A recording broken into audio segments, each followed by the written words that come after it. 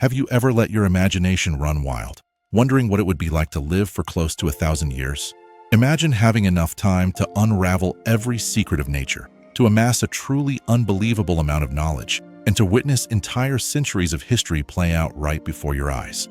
This isn't some kind of fantasy or science fiction story. This was the actual reality for the first humans, beings who were created directly by God. Adam lived to be 930 years old. Methuselah reached a staggering 969. An entire civilization flourished under a lifespan that now seems absurd, almost impossible to believe. But something changed along the way. A really significant turning point in human history appears in Genesis 6 verse 3, where we find one of the Bible's most mysterious and unsettling statements. It says, "Then the Lord said, My spirit will not contend with man forever, for he is mortal. His days will be 120 years. Why did God make such a drastic decision? What exactly happened that led the creator of the universe to, in a sense, reprogram humanity? Today, we're going to explore the secrets behind this divine choice, a choice that forever altered the destiny of the human race and our understanding of the very purpose of life. When we picture Adam, we often imagine a primitive man, maybe a little naive, discovering the world around him for the very first time. But the biblical truth reveals something completely different. He was formed directly by the hands of God with a perfect mind and intellectual abilities that would put any genius who has ever lived to shame. Adam wasn't some caveman. He was the first scientist, the originator of wisdom that transcends generations. During his 930 years on Earth, he had more than enough time to study, categorize, and understand creation in ways that our short lifespans simply couldn't allow. The Bible tells us that God brought all the animals to Adam so that he could name them. But in the Hebrew context, to name something wasn't just about giving it a label. It meant to truly perceive its essence, to understand the nature and fundamental characteristics of each creature. Adam was, in essence, conducting the first genetic study in history, discovering patterns, classifying species, and decoding the intricate web of life that was designed by God. Every animal, every plant, every natural phenomenon became an open book to his extraordinary mind.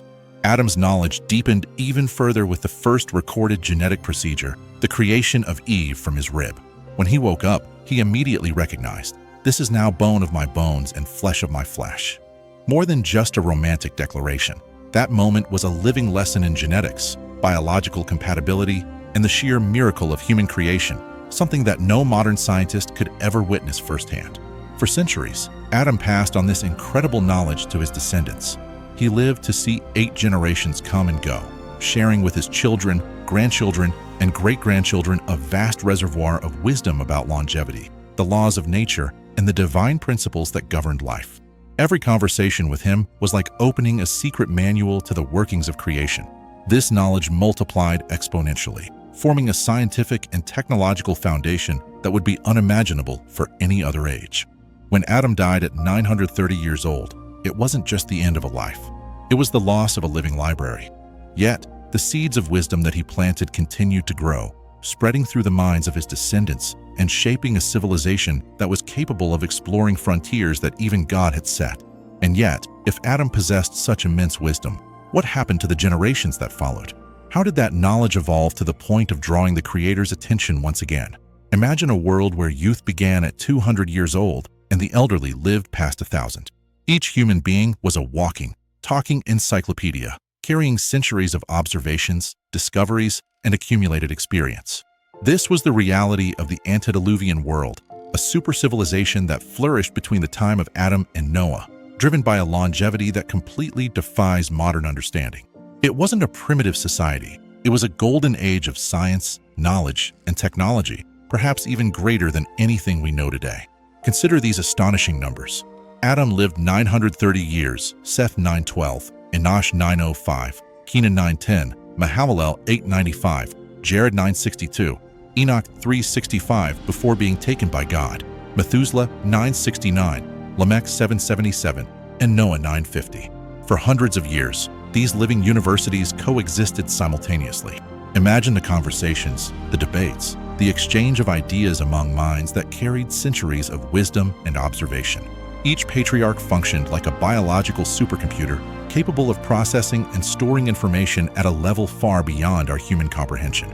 Knowledge didn't merely accumulate, it multiplied. Adam passed on his discoveries to Seth, who expanded upon them and shared them with Enosh, who in turn refined and developed them further for Kenan. Each generation built new foundations upon the previous one, but with enough time not only to learn, but also to innovate, experiment, and discover. In just a few centuries, this civilization could have developed technologies and understood scientific principles that humanity would take millennia to rediscover. The Bible gives us hints about the level of their advancement.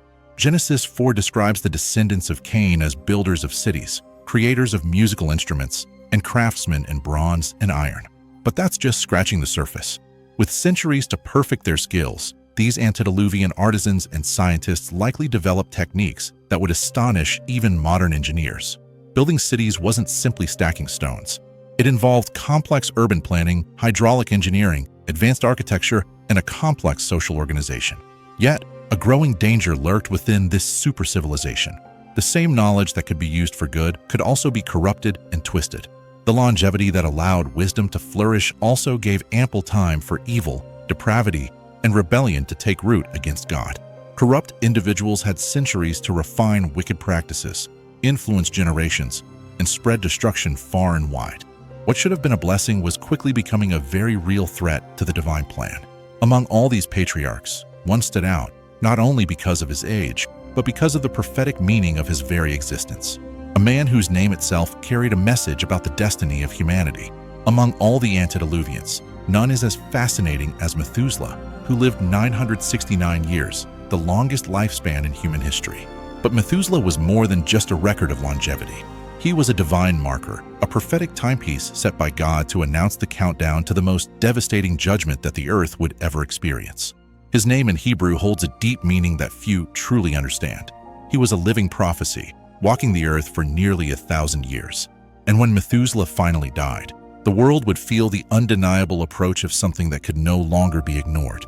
Methuselah's father was Enoch, the man who walked with God and was taken away without experiencing death. When Enoch gave that name to his son, he wasn't simply choosing words. He was transmitting a divine revelation about the fate of humanity. God had shown him that judgment would come, but not immediately. There would be a period of grace, a time of divine patience, and that time would be measured by the life of Methuselah. Every year that Methuselah lived was another year of mercy, another chance for humanity to turn back to God. It was as if the Creator himself had set a 969-year countdown, a final opportunity for repentance and transformation. For nearly a millennium, Methuselah stood as a living warning. Everyone around him knew the meaning of his name and understood its silent message. The judgment is coming.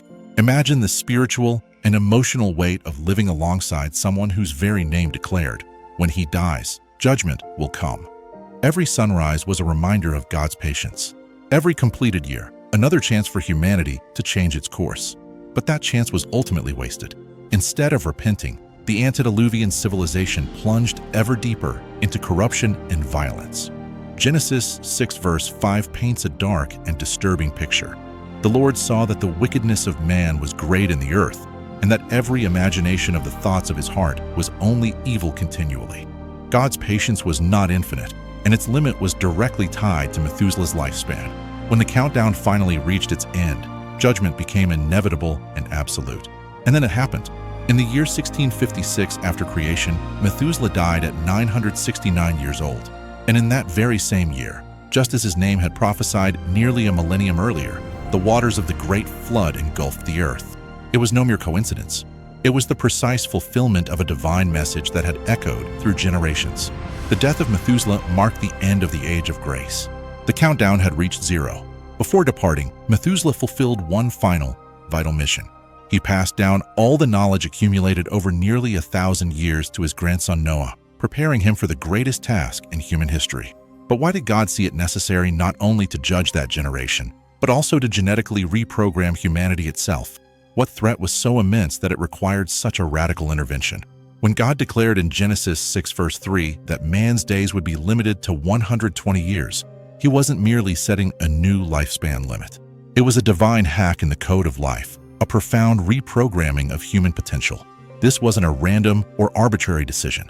It was a cosmic containment measure, designed to prevent humanity from amassing power and knowledge to the point of rivaling the Creator. What had begun as a blessing, extraordinary longevity, and limitless understanding, was quickly becoming a force too dangerous to be left unchecked. And that was precisely what God needed to contain. Extreme longevity had proven to be a double-edged sword. It allowed wisdom to flourish, but it also gave enough time for evil to take root and mature within a single human heart. Just imagine the danger. A modern tyrant can wreak havoc in just a few decades, but an antediluvian tyrant had centuries to perfect the arts of oppression, manipulation, and control. Evil didn't merely grow, it refined itself, becoming more sophisticated, more insidious, spreading like a silent virus through generations. Corrupt leaders could establish dynasties of darkness lasting centuries, consolidating their influence and corrupting entire societies. The longevity that should have been a blessing had turned into a curse, allowing corruption to sink its roots deep into the very fabric of human civilization. And it wasn't just simple wickedness. It was a blatant defiance of divine authority. The antediluvian civilization had reached a level of technological and scientific advancement that threatened the cosmic balance itself. With centuries to explore and experiment, they could have developed mechanisms capable of interfering with the very laws of nature established by God. Knowledge without wisdom, science without reverence, technology without morality. An entire society began to see itself as equal to, or even greater than, the Creator. It was a repetition of Adam and Eve's original sin, but multiplied 1,000-fold. That's why the 120-year limit wasn't merely a disciplinary act. It was a preventive intervention. By drastically shortening human lifespans, God prevented evil individuals from having centuries to spread corruption and restricted the accumulation of dangerous knowledge. It was as if he had installed a divine antivirus into the very system of humanity. Each new generation would now start almost from scratch, with less time to develop technologies or ideologies that could challenge the established order. However, this genetic reprogramming wasn't instantaneous. It unfolded gradually and precisely across several generations after the flood. Noah lived 950 years, but his descendants experienced a steady and measurable decline in lifespan. God was carefully calibrating the new human software, finding the perfect balance. Enough time for growth and learning, but not enough time for unchecked corruption. This change served as a constant reminder that longevity was a gift, not a natural right. But how exactly did this genetic reset work? And what kind of impact did this divine reprogramming have on the generations that followed? The flood wasn't merely a judgment. It was the greatest genetic reset in human history.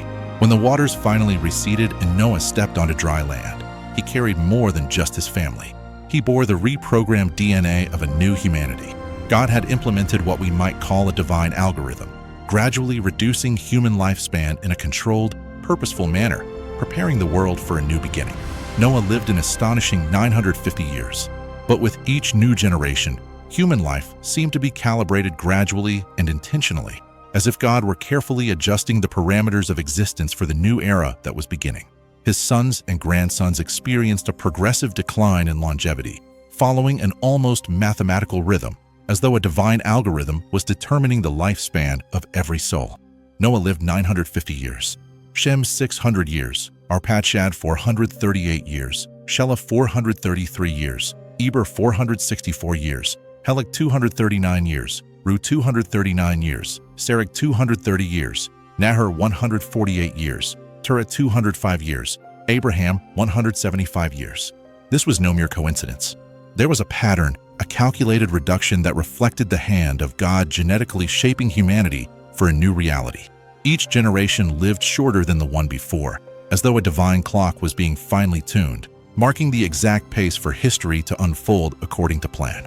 This redefinition of human life wasn't merely symbolic. It carried deep strategic purposes. It allowed the plan of redemption to progress more rapidly, accelerating the fulfillment of the Messianic promises. It also served as a purifying mechanism. Shorter lifespans limited the spread of the genetic and spiritual corruption inherited from the pre-flood world, granting every generation a new opportunity for renewal. It was as if God had rebooted the human system, installing a safer and more balanced version of humanity. Furthermore, this adjustment in lifespan redefined the balance of social and familial power. Before the flood, a single patriarch could directly influence countless generations. But with shorter lives, the ability to maintain absolute control over descendants diminished. This prevented tyrants or corrupt leaders from establishing millennial-long dynasties of oppression. And perhaps the most extraordinary aspect of this reprogramming was how it prepared the way for the coming of the Messiah. The planned reduction of human longevity created a precise timeline, synchronizing each generation with the prophecies concerning Christ, almost as if the very clock of humanity was being adjusted so that every piece of the divine plan would fit perfectly. The accelerated rhythm of generations made it possible for the promises given to Abraham, Isaac, and Jacob to be fulfilled at the appointed time, forming a sequence that would culminate in the incarnation of the Son of God. But this divine engineering runs even deeper than that.